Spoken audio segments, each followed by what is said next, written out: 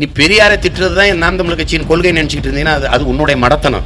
நாம் தமிழர் கட்சி பெரியாரை எதிரியா பார்க்கல, அதே நேரம் தமிழ் தேசிய இனத்தின் தலைவராக ஏற்கல. இவ்வளவுதான் நமக்கு. அவர் நமக்கு மிகச்சிறந்த ஒரு வழிகாட்டி.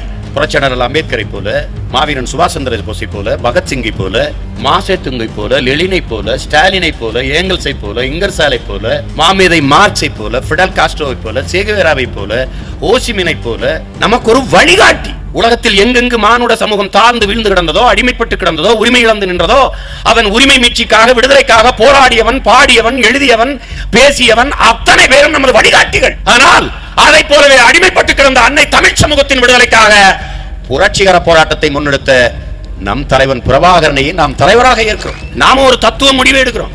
தகப்பன் என்பவன் என்னை பெத்தவனாக இருக்க வேண்டும், தலைவன் என்பவன் என் ரத்தவனாக இருக்க வேண்டும் என்கிற முடிவு எடுக்கிறோம். என் மொழி புரியாதவன் எனக்கு இறைவனாக இருக்க முடியாது, என் வழி உணராதவன் எனக்கு தலைவனாக இருக்க முடியாது.